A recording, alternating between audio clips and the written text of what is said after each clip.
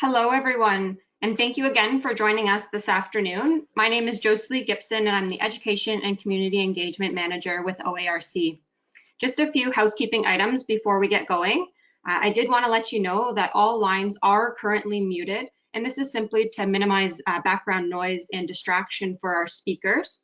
There will be an opportunity for a question and answer session following the presentation, at which point you can either unmute your own lines or type into the chat box, which is located at the bottom of your toolbar. And lastly, I did want to remind each of you that this webinar is being recorded for educational purposes. And so without further ado, I'd like to introduce to you our speakers. You can see on the screen here now, Melissa McVie, OARC's Education and Home Support Facilitator, and Reid Walker, an OARC board member. So I'll pass it over to the two of you. Excellent. Hello and welcome everyone, and thank you, Josie Lee, for the warm introduction. It's Melissa here. We're recording live with my partner in crime here, Reid Walker. We're at the Chartwell Brant Centre in Burlington, Ontario, which is Reid's home of how many years, Reid? 3. 3 years.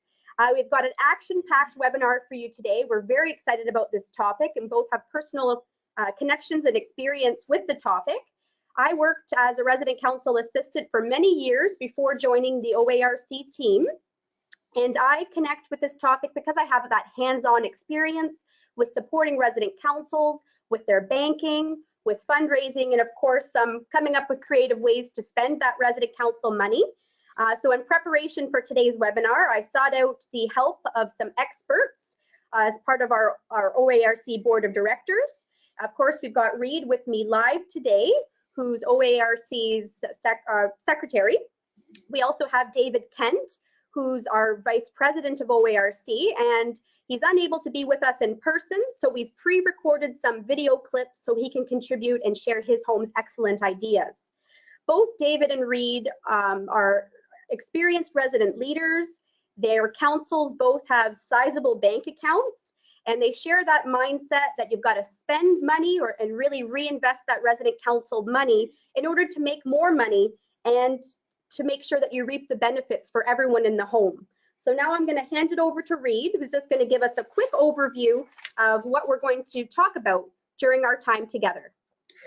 During the next 40 minutes or so, we will focus on providing high-level overview of resident council finances. We share some popular ideas and promising practices about resident council fundraising, and we also be showcasing some creative and thoughtful ways that residents across Ontario can spend their money. Excellent. So we're going to sign off on the webcam so you can see the screen, see the slides full size, but we will come back at you live on camera for the question and answer period at the end. So let's turn that off. Okay, so let's dive right in. Well, actually, before we dive in, I wanted to take a quick moment to highlight the 3 ingredients or the 3 pillars that support the foundation and contribute to the overall effectiveness of resident councils in every home. These are the residents themselves and the resident leaders on council, as well as the resident council assistant and the home administrator. Each pillar plays an important role in supporting and really holding up the effective residents council. They help to create a home culture that promotes person-centered practices and collaboration. David Kent also reminded me about the invaluable role that volunteers and students play in the preparation and the execution of resident council events, like a bazaar, for example. And really, you have all home departments, especially team members from the programs department, who come together, often all hands on deck, to ensure the success of an event. So ongoing communication between these 3 pillars is very important. When residents are feeling informed about their home's quality improvement plan and the goals of the home, this may help the resident councils to really hone in on ideas for that creative spending and coming up with ways to enhance quality of life within the home. And we're going to touch a bit more on that later. So resident councils have specific powers within the Long-Term Care Homes Act, including the power to plan and sponsor activities for residents above and beyond the home's activity calendar. This means that resident councils must have access to their funds and they have authority over how their funds are to be spent.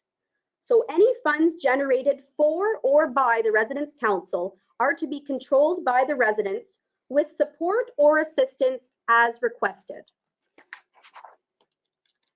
And so while the Long-Term Care Homes Act gives residents' councils the power to plan and sponsor activities in the home, it does not tell us how resident councils should actually manage their funds or speak to the banking practices.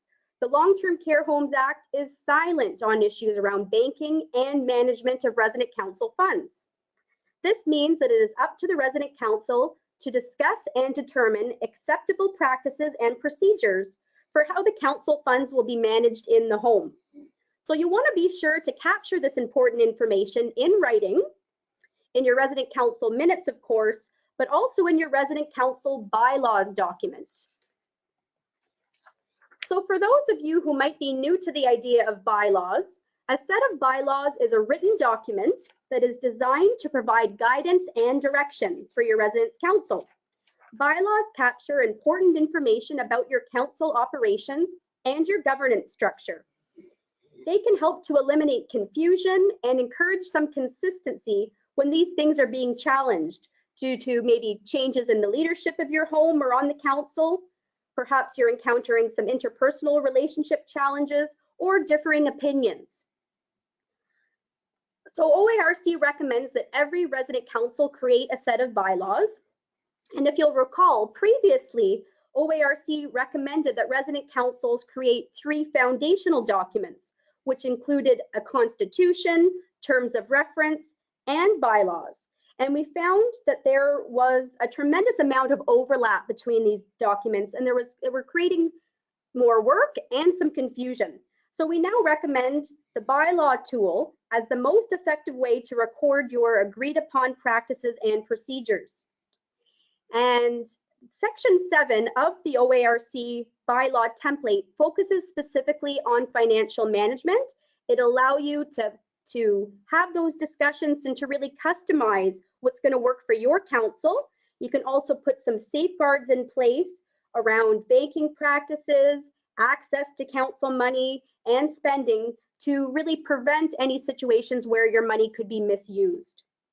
So we've got a real helpful introduction to the bylaws document and the template itself, which I have linked both to this slide for you for future reference.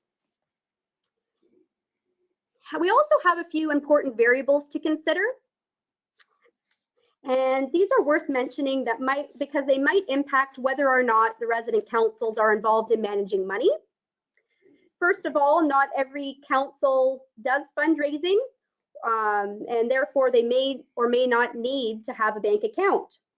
Some long-term care homes may allocate designated budget funds to be used by the resident council for the year. Some long-term care homes that I have visited have also had a board of directors or an auxiliary group in the home or in a hospital setting perhaps that helps to generate funds for the residents and for home spending. Also, each geographical region or municipality has its own bylaws, rules, and regulations around fundraising that might also impact the types of activities that your council chooses to engage in, and we're going to elaborate on what that looks like a bit later. Each organization or long-term care home operator or owner may also have their own policies and procedures around finances and fundraising to be considered as well. But at the end of the day, resident councils are separate and they're distinctly different from the home or the licensee. And it's fairly clear in the legislation that the home must not interfere with resident council operations. So you'll want to find ways to work respectfully together with the teams in your homes, because you likely share the same goal of wanting to make your home the best it can be. And you can achieve more when you're working cohesively together. So we hope you'll keep these things at the back of your mind as we go through today's subject matter. So to really kick things off, we're going to launch a poll just to collect a little bit of information about the participants on the webinar today. And Josie Lee is going to pull that up and it'll pop up on your screens momentarily. So we'd like to know, how does your resident council keep funds secure? So we've got 3 options there for you. Are you keeping your money in some kind of community bank account? Perhaps you're keeping it in the long-term care home, and that might look different from home to home, perhaps in a safe or a lockbox. And then the third option is maybe not applicable if your council's not doing any fundraising or they don't have any funds. So I can actually see the results here, Josie Lee. Sometimes I can't, but we have a whopping 92% of our audience members are keeping their money in a bank account, which we anticipated, and about 25% of our participants are keeping it in the home. So that's fairly consistent with what we were kind of expecting, but we're going to give you some tips and tricks for both situations in the following few slides. So if your resident council is generating smaller sums of money, there may not be a pressing need to open a bank account in the community. You'll want to identify and agree upon a safe place to keep the resident council money. And as I mentioned before, that might be a safe, a lockbox. You'll want to clearly outline and communicate your council's process for accessing funds and make sure that it's convenient for the resident leaders. They must be looped in on those discussions and decisions. You'll want to maintain an updated treasury logbook or some kind of spreadsheet so you can track all incoming funds and approved expenses. You want to ensure transparency for everyone involved. And you can use your logbook or whatever record keeping mechanism you decide upon to provide financial updates at your regular resident council meetings. So the OARC team receives a lot of support questions around opening and maintaining community bank accounts for the residents council. And as a response to this, we have created some easy reference tools, including a dedicated section on managing resident council finances in section 3 of your Supporting Your Home's Resident Council Resource Guide. And every home in Ontario does have a hard copy. We've just gone through the process of refreshing and updating this. So your best bet is to check the digital version. So we've linked that for you here. And we also have a double-sided fact sheet specifically to address some of the frequently asked questions. And we've pulled out some of those key areas here on the next slide. So if you find that your resident council is generating in excess of $1,000 during the year, you might decide as a group that you'd like to open a community bank account. So as a group, OARC used to discourage resident councils from having team members or home management acting as signing authorities on resident council bank accounts. And there are a number of factors that have prompted us to update those recommendations around resident council banking. Firstly, many residents living in long-term care are living with cognitive or physical changes that make it increasingly difficult to be engaged in resident council banking activities or to get out to visit a community branch in person. So many bank branches are also starting to enforce some stricter policies and procedures, and they're making it harder. You've got to show different and multiple types of personal identification documents, which many residents don't have or they might be expired. And this has created a bit of a barrier for resident councils who wish to open or even to update an existing resident council bank account. So in response to these changes, OARC now recommends that your council might consider adding trusted team members as additional or backup signing authorities on your resident council bank account. So this could be your home administrator, your resident council assistant, an office manager, or a trusted frontline team member. OARC recommends having at least 4 signing authorities on your account. And if you're using checks, we really encourage you to ensure that 2 different people are signing off on those checks. That's kind of another way of checks and balances and safeguarding for your council. Now, this does not mean that residents cannot be involved in their council finances. Even a resident leader or your elected resident council treasurer, if they're not able to be added as a signing authority, there are still ways to engage them in the resident council finances. For example, you could ask them to help you write out a check. You may ask a resident to read your council's treasury report or to give that financial update at your regular resident council meeting. Now, there's a few other tips that have been shared with the OARC team by our board members and other resident council assistants throughout Ontario.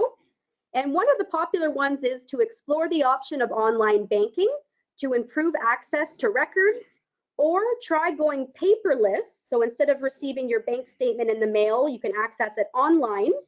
And often this will help reduce bank fees for your council account. Your council might also consider getting a bank card issued to make deposits a little bit easier. Of course, if you do this, you'll want to have a system in place for storing your card and determining who has access to your card. You might also consider maintaining an in-home lockable petty cash for those small expenditures as needs arise or as approved by your resident council leaders. So we've got another poll to help us kind of segue into our next topic. And we'd like to know, how does your resident council engage in fundraising? Sorry, how often? We want to know, are you doing your fundraising once a year on that annual basis? Is it something that you do seasonally, a few times a year? Are you doing it on the monthly basis, or rarely, or never? So we're going to give everyone about a minute to get their responses in.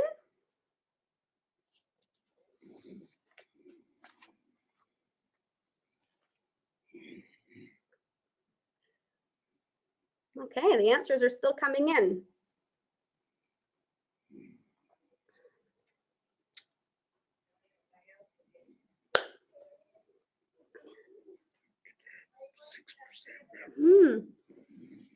Yeah, Reed's noticing on the screen that number, we've got about 6% of participants who rarely or never fundraise. So hopefully today you'll come away with some great ideas and some inspiration for starting to fundraise.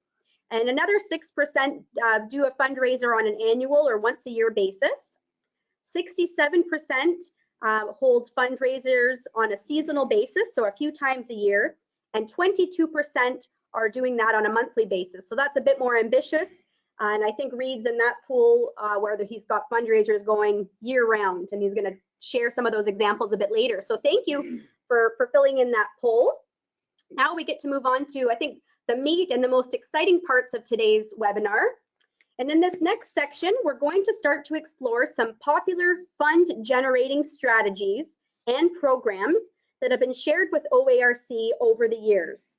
And I just wanted to stress that by no means is this an exhaustive list, and we do not want to be prescriptive in any way, because your freedom to be creative and to draw on the strength and interests of your resident council group and your team members, that's what keeps the fun in fundraising. So without further ado, I just wanted to set the stage with a few key distinctions and clarifications on fundraising. At OARC, we know that we are not the experts on fundraising or event planning, and we get a lot of questions about resident council money, including fundraising and spending. So we're going to try to showcase some of the most popular approaches on these next few slides. There has been some confusion on the subject, so I wanted to clarify that yes, resident councils are allowed to fundraise. In the course of researching and preparing for this webinar, I connected directly with several municipalities across Ontario, and I contacted several representatives from the Alcohol and Gaming Commission of Ontario. I was able to learn and confirm that resident councils are recognized as being different or separate from the homes in which they operate, which in some cases may be a for-profit organization or a business entity.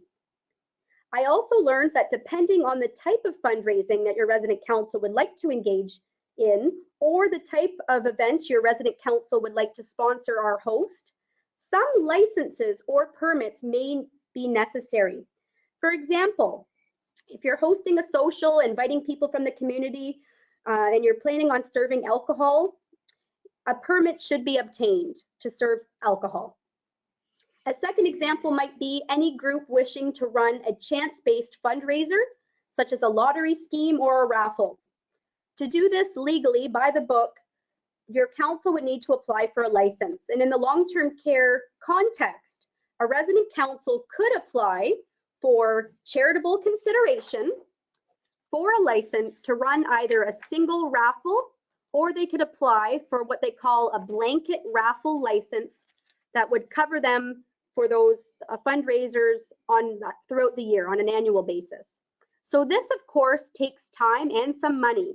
So in order to do this, your council would need to show proof in your application of who you are as a council and what you hope to do with the funds. And there are some very specific accountabilities and some documentation to be completed before and after your raffle or your fundraiser.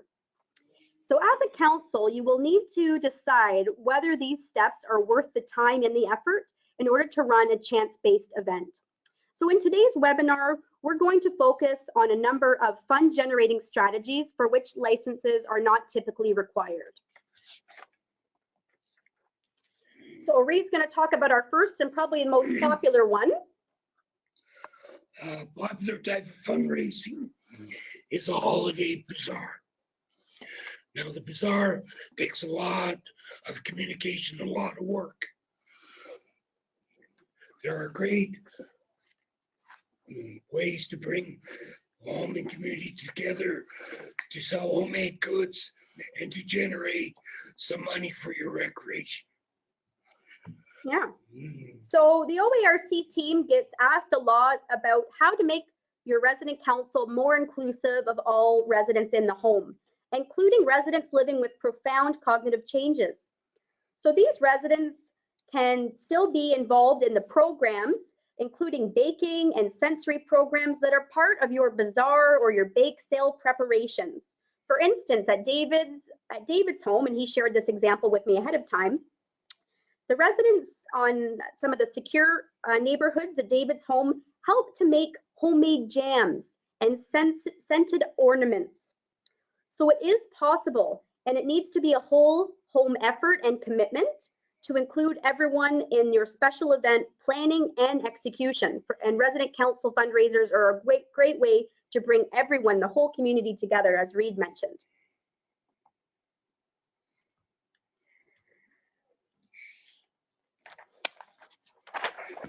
Another popular fundraiser is a traditional silent auction, where items are either handmade by residents, like jewelry or quilts, or donated to the resident council, and bidding sheets allow people to outbid one another in order to take these items home. Yeah, traditional silent auctions are really popular. I think probably just as popular as the holiday bazaars. And you'll notice I've included some nice posters from the Newmarket Health Center that were shared by Sharon Cook, the president of OARC. And so she has silent auction bidding happening on homemade jewelry and some beautiful homemade quilts and knit goods. Nice. Last year, I had the privilege of visiting Craig Lee Nursing Home in the Toronto area, and I met with an enthusiastic resident council group who were hot off the heels of an annual art and craft gallery sale. I learned that the home had a favorite program called an art club that produces close to 100 paintings every year. And these paintings are sold at an annual sale, and to date, they've generated close to $7,000 for the Residents Council since the program started, so about $1,000 a year. The program's manager at Craig Lee, her name is Viviana, and she's also the Resident Council assistant. She created a beautiful website to showcase the residents' artwork for families, residents, and friends to enjoy year-round. And so it was so special. I've linked it here for you if you'd like to check it out for some inspiration. So it's a nice way that you can continue to enjoy the artwork even after it's sold. And Vivienne also mentioned that before the artwork is sold, it provides beautiful decor in the home. As you can see, it's all up on a wall, and the pictures are spread out throughout the hallways in the home. I've got a second example of an art auction, and that comes from Silverthorne Care Community in Mississauga, where I personally worked for a number of years. And they had an art auction tradition where the programs department started to seek donations of unwanted art or pictures that were framed that were collecting dust in people's homes or closets. The art was then sold using that same silent auction style format. They did that twice a year, spring and winter, and each time it generated several $100s for the Residents' Council. So that's something that's fairly easy to mobilize, and you get your auction sheets out and the sale really runs itself. At the Village of Erin Meadows, which is David's home, also in Mississauga, resident artwork is showcased in the form of a wall calendar, which is created and sold to generate money for Residents' Council. This year, the calendars were sold for $30 each, and I think they sold out at their Christmas bazaar. And these calendars continue to be a coveted item each year at the bazaar. Silverthorne Care Community also created a smaller scale desktop-sized calendar featuring favorite resident photos from the previous year. And they were all selected by theme for the corresponding month. So this particular calendar was given as a gift to every resident in the home a few years ago. But looking back, they were so popular that extra copies could have been sold to family and friends because it was such a special keepsake that I still have today. Now, something else to consider for your resident council is to explore external fundraising programs as another easy way to bring money in for your resident council, while at the same time you're able to provide a service to residents, families, and team members. I've highlighted 3 popular fundraising programs on this slide that I've personally used with success, and they garnered very positive feedback in the home. And these are Purdy's Chocolatier, which is based out of Vancouver, BC. We've got Vessie's Bulbs and Seeds and Colonel's Popcorn. And I've linked each here for if you're interested in learning a bit more about each. But essentially how it works is that your resident council will earn a percentage of the profits based on the quantity of product sold by your home or your council. They also have other incentives like free boxes of chocolates or free packets of seeds, so that those can be used for programs, bingo prizes, that kind of thing. Once you set them up, most of these fundraising programs truly do run themselves, and that's what I liked about it as the recreation, overseeing recreation and supporting the Residents' Council.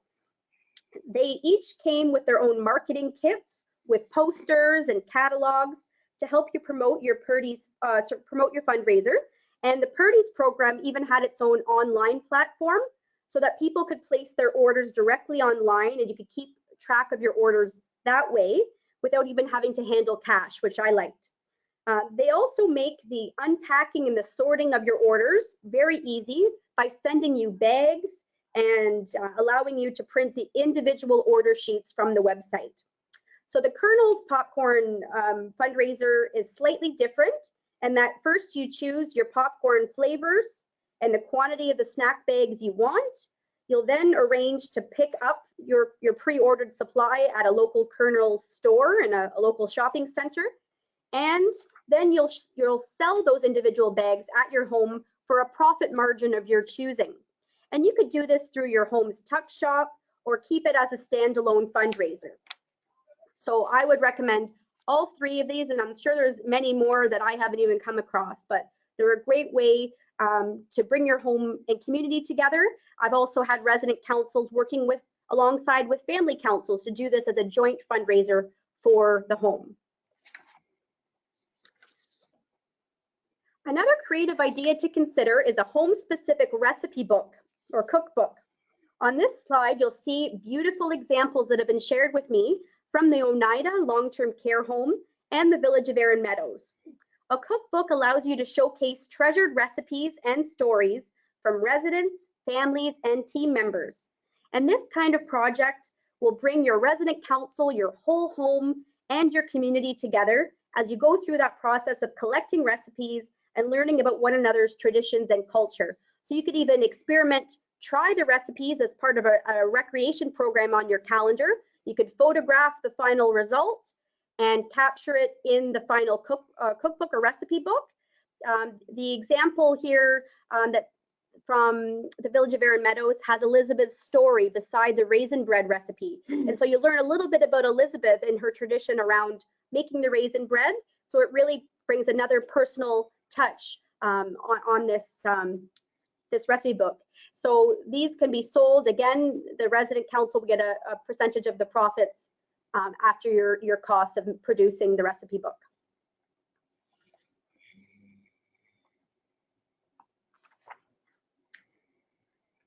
As many of you know, your home policies often prohibit family and friends from giving individual gifts in long-term care homes.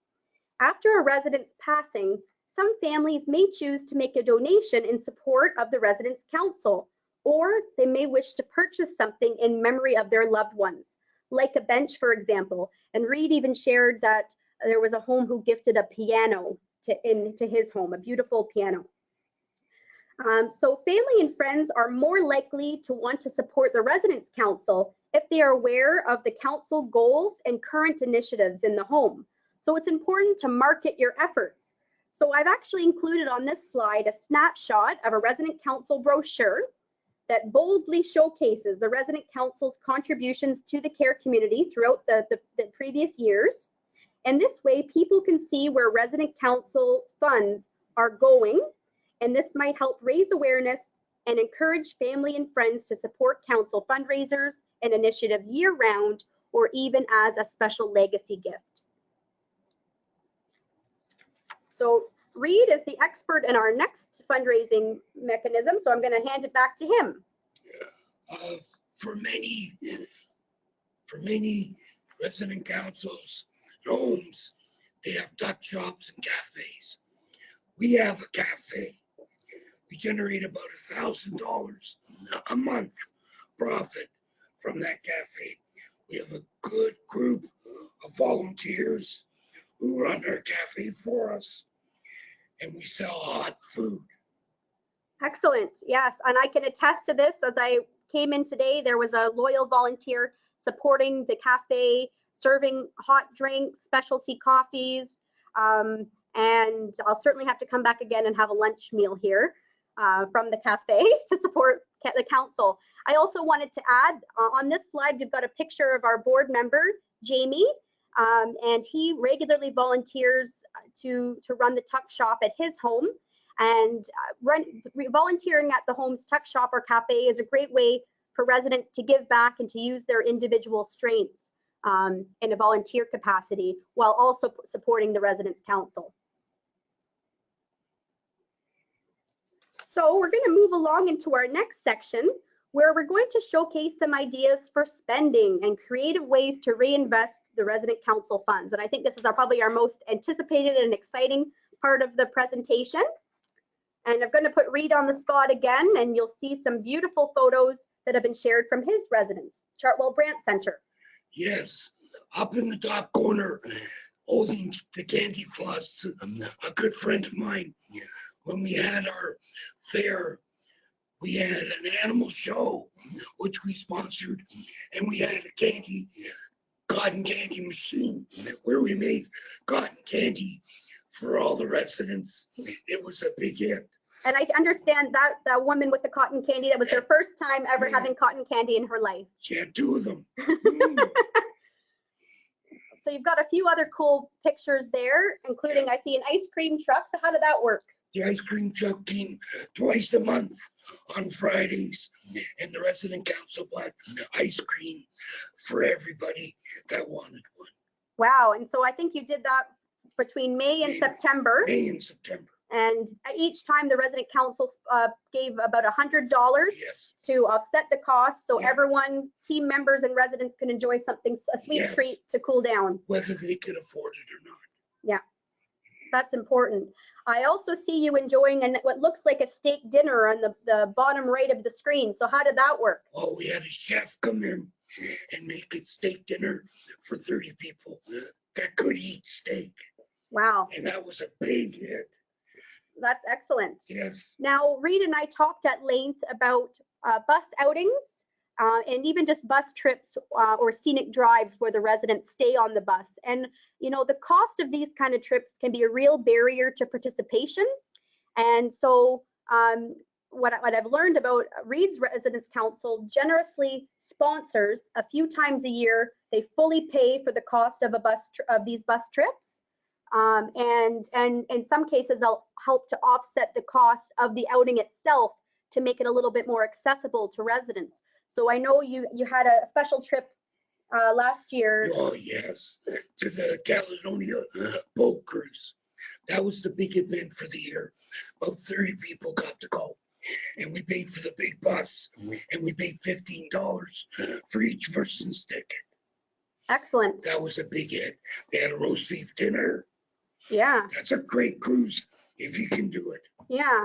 And I think what was special that Reid made a point of mentioning to me is that they make sure that they rotate who signs up for the trip so everyone in the home gets an opportunity to go out throughout the year. And that's why they do sponsor the scenic drives for those who can't physically get off the bus to participate. They can still enjoy Christmas lights or Halloween decorations, that kind of thing. Excellent. All right. So as well as sponsoring entertainment, we see resident councils across Ontario bringing arts and culture into the home. And once again, resident councils can help offset the costs of bringing in special performers or groups in the home. A great example of this is Smile Theater, and Reid's nodding beside me because his home and his council is a big supporter of Smile Theater. They are a registered charity that presents meaningful, well-crafted professional performances in long-term care and seniors residences across the province. And what they do is they offer kind of a concert or a light cabaret style musical performance. They also do sing-alongs, small group workshops, and one-on-one musical caregiving visits. And I worked with a resident council that sponsored the Smile Theater three to four times a year. And I believe that's what Reid's council does as well. And the shows are seasonal. They have different themes. They're very interactive and fun. What I noticed, they have beautiful sets. Yes, and everybody comes to see it. Yeah. We fill out the room. Yeah, they always draw a very big crowd. They're very interactive. 60, 70 people. Excellent. So other forms of kind of big entertainment that other councils have sponsored, bringing in big bands like an East Coast fiddler group or a steel drum band, Hawaiian dancers for a luau fundraiser. Those types of entertainment can be cost prohibitive for a programs budget. So often the programs department can work hand in hand with the residence council, and the council can really help bolster and supplement the program offerings throughout the month and throughout the year. I also wanted to mention a program called the Strolling or the Wandering Minstrel. I worked with a group of resident council leaders who were very determined to spend their resident council funds in ways that could benefit all the residents in the home, not just those 40 or 50 residents who could come down to the big programs. So this sparked a new idea that led to a tradition where the resident council would sponsor a strolling minstrel or a wandering entertainer who would sing in each of the resident dining rooms, and they would perform in the hallways so that everyone in the home could have a taste of music even without leaving their floors. This continues to be a great program reaching residents who might be at risk for social isolation. So that's another way, instead of maybe sponsoring really big entertainers, you could break up your spending and do something small each month throughout the year. The last item that I did put on that slide is bringing in local cultural and community or school groups. I know a number of these groups, art students, choirs, they will perform free of charge, but I think it's very lovely that many resident councils have gifted these performers a small honorarium or a small token to help offset their travel costs and to show support of the group so they can keep doing what they're doing.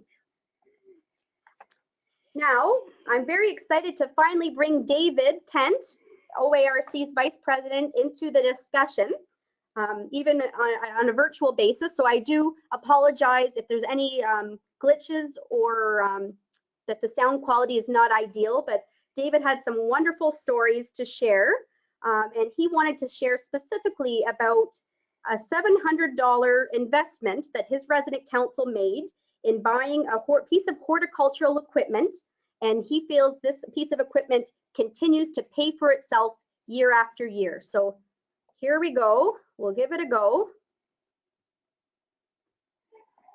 Hi, I'm David Kent. I'm president of the resident council of the village of Erin Meadows. I joined the council in 2015, 3 months after I come into the home. And I was shocked to see the amount of money that the council had in their treasury. It was $30,000. I thought there was a mistake with one of the zeros. It turns out for 5 years, they had hardly any leadership, and they accumulated all this funds from basically the bazaars that they ran and the plant sales that they ran and the summertime activities that they did. So I felt that I jumped into a golden egg. And so what I did was I tried to spend as much of this money as I could on fellow residents and team members. And so when I became president in February 2016, that's exactly what we started to do. And one of the major things that we did at the beginning was I asked the horticultural people what would be the best thing for them to do that I could do for them to help them in what they do with their sales. And they said if I could buy a 3-tier light system. So they showed me the system. They came and talked to the council. The council liked it. We voted in. And this 3-tier light system cost $700. Over the last 4.5 years, it has repaid itself many times because this 3-tier light system can hold up to 200 heirloom tomatoes. It can hold hundreds of plants. And so what we do in the off season is we grow these things. So the residents are involved. They plant them. We put it in the light system. It matures. And then we sell it at the plant and flower sale that we have in the spring. And we also use some of it for the bazaar we had November the 23rd. Now, why is this important? It's important because the money gained from selling 200 heirloom tomatoes and many plants will be $400 or $500. That comes back to the resident council. And in 2015, what I did, I went and spoke at a conference in Chicago called the Pioneer Network. 500 of that money was used to help me in the conference. Previous years, we have been paid for this, and we use the money from this wonderful tool for all kinds of resources that the home needs.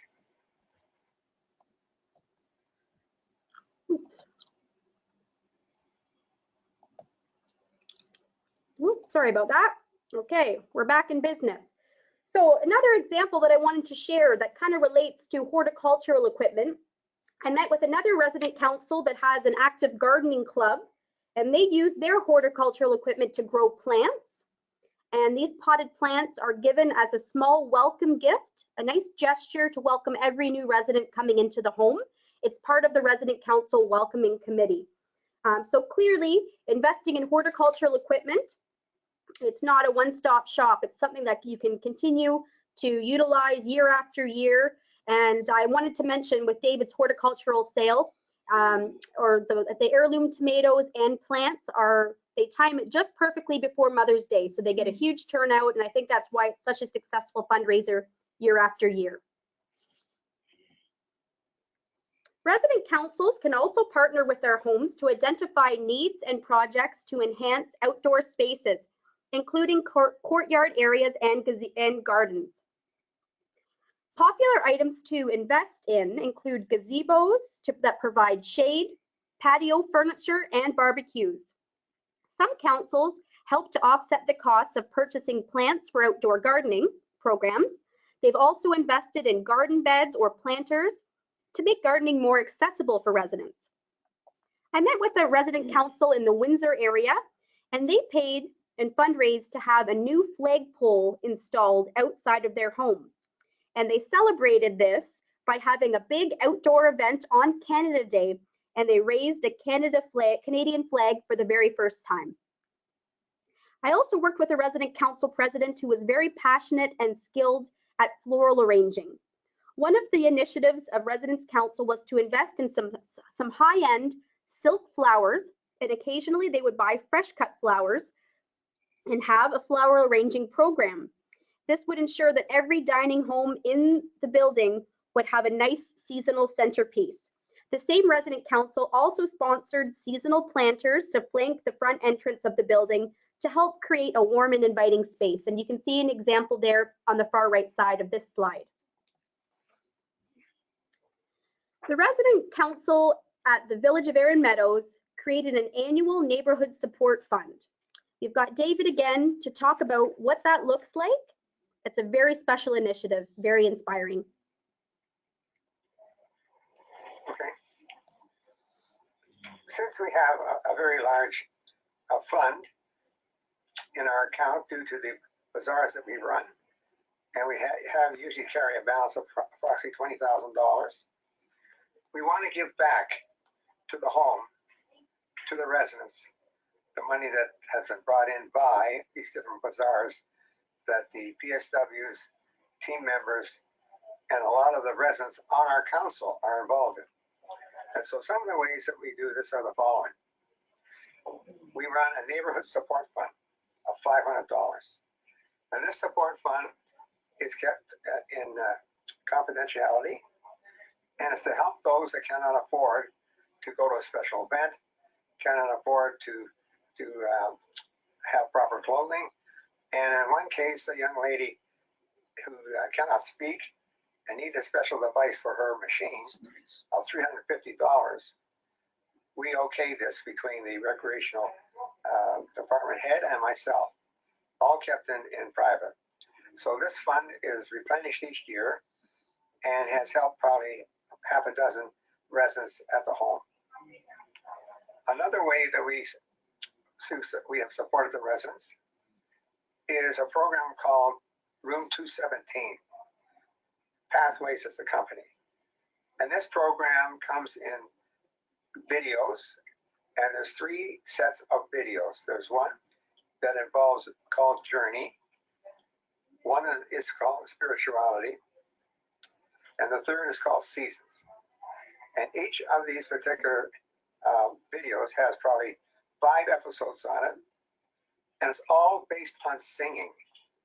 And the singing is done with professionals, and this is set especially for those with dementia, because with them using the seasons, for example, say a fall scene, they would then have songs based around the fall, and the instructor would allow the residents to sing by themselves, sing as a group, listen, and this particular tool evokes memories of happy times.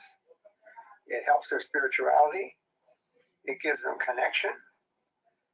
And it also allows them to feel they are belonging to something. So there's a social aspect as well. It's a wonderful tool. We paid $750 for this, and it's well worth its money because we see how happy the residents are when they're using this tool. Okay. Since we have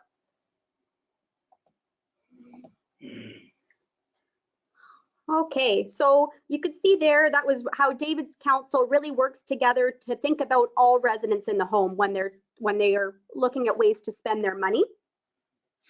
Resident councils across Ontario have helped to enhance their homes by investing in technology and equipment such as sound systems, smart TVs, microphones, computers, iPods, iPads, all sorts of things.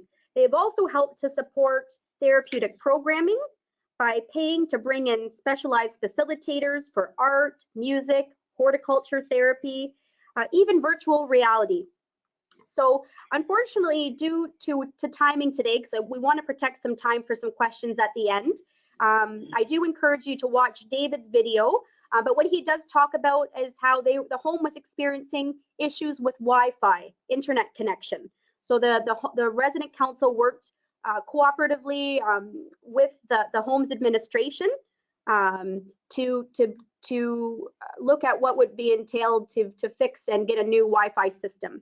His resident council also helped to pay half the cost of a new sound system in the home. So there's a number of initiatives that benefited all residents, all visitors, all team members that the council helped to offset those costs.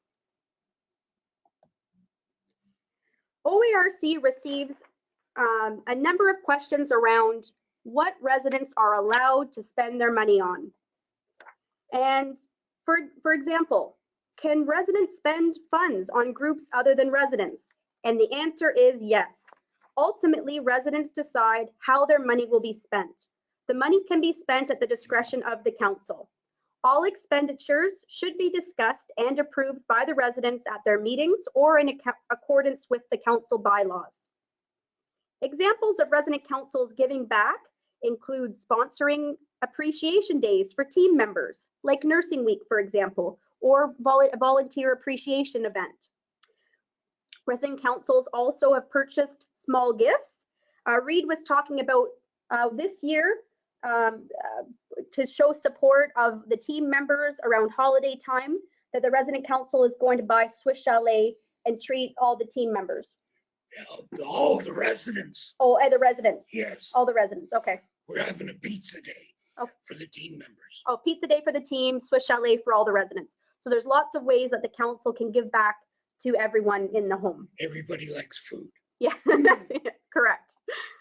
Okay, Reid also has a really special and I think a unique example of how his council is connected with the broader community. We sponsored a girls' soccer team.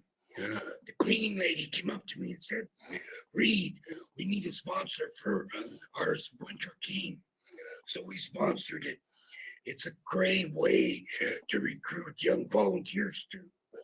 Yeah, so that had double benefit, volunteer recruitment and supporting a community initiative. And I know that our group with OARC, but particularly Reid and David, they're very passionate about investing in intergenerational relationships and staying connected. So as you can likely tell from that example, once a resident moves into long-term care, their connections to the community do not end. Many resident council groups have shared that they have helped to raise funds for a charity or community group that they feel passionate about. The picture on the left here depicts a resident named Cheryl, who's a good friend of mine. She's photographed with 2 St. John Ambulance pet therapy dogs. In this resident council fundraisers, residents could pay to have a photo taken and it would be framed, and all proceeds went to support a local homeless shelter that supports homeless individuals and their animals. In the middle, we have the resident council president from Earls Court Village in London, who raised money in support of the Canadian Cancer Society. And lastly, on the right, we have former OARC Director Kay Garland from Carveth Care Centre in Gananoque. And last winter, Kay and her resident council generously wrote 10 checks to support local charities, and they purchased winter coats and boots for children in need. So we do have a few minutes for questions, but we wanted to end today's session with a little bit of celebration, because it's so important. If we were to offer a little bit of advice to your resident council, make sure that you take the time to highlight and to brag about your fundraisers, your collaborations, and the amazing purchases and investments you've made back into the home. A great way to kind of market these initiatives is using a resident council brochure. Most homes have a home newsletter, so your resident council could even have a little column and showcase what you've done. You often have a resident council information board where you post your resident council meeting minutes and other pertinent information. That might be another great place to have pictures or even a brag board of what you've accomplished. And lastly, The OARC team, we want to hear from you. We want to hear your stories, and we'd love to publish your submissions in our Seasons magazine, which comes out twice a year. We also have a monthly e-newsletter that goes out. So there's lots of ways to celebrate and to share. So for our last 5 minutes together, I'm going to get us back on the webcam so you can see Reid and I. And if you'd like to either unmute your own line or type a question into the chat box, we can try to field some questions for you. If we missed you today, feel free to email us. You can send it to me. I can forward it to Reid as well. He generously offered for me to circulate and share his email address. But any questions about fundraising, we would love, and spending or council finances, we'd be happy to support you.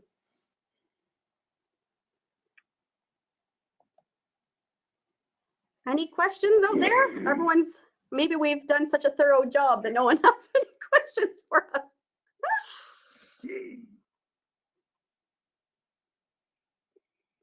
Excellent. The beauty is there is no right or wrong when it comes to fundraising, and depending on the resident mix you've got, the neighborhood, the area that you live in, there might be certain needs or interests that you can really tap into.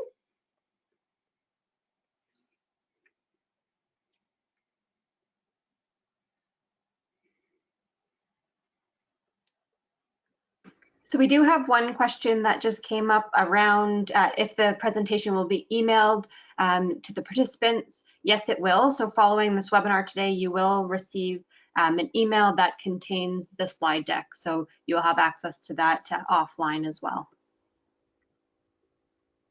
Excellent. And I Sharon, should see some sage advice coming through from Sharon as well. Sharon Cook, the president of OARC, said it's really important to the residents to be able to show their talents and to be self-determined in these fundraisers. And I think that's really important. So I think it's also having team members in the home, like your resident council assistant, who can see the individual strengths and leverage those strengths to let each resident shine in their own way. Some people prefer to be more behind the scenes, maybe rolling coins and counting money after a fundraiser. Other people like to do the crafting, the cooking, the preparations in advance.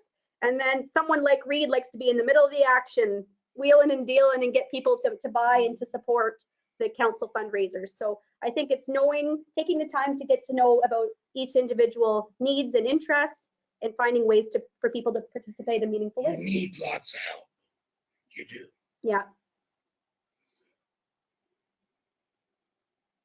Excellent.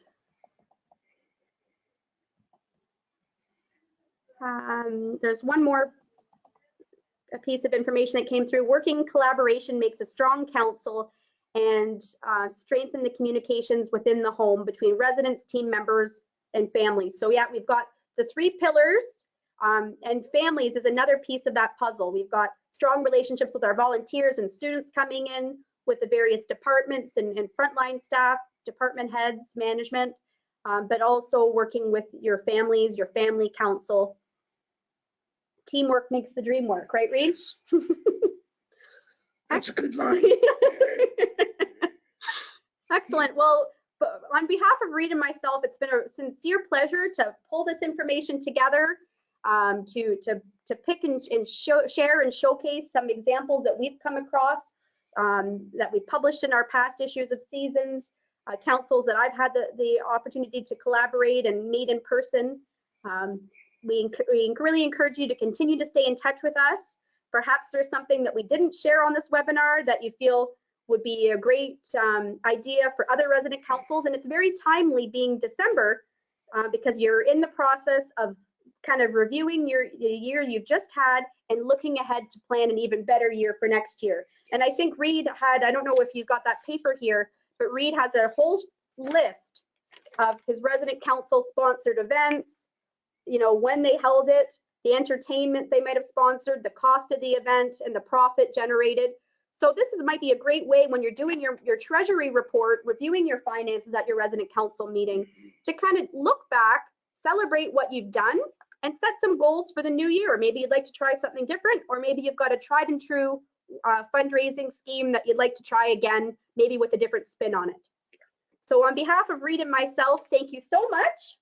And thank you, Reid and David, for your insights as resident leaders supporting resident council fundraising. So my yep, thank you. Okay, wonderful. Have a lovely afternoon, everyone. And thanks again for joining us. You did a great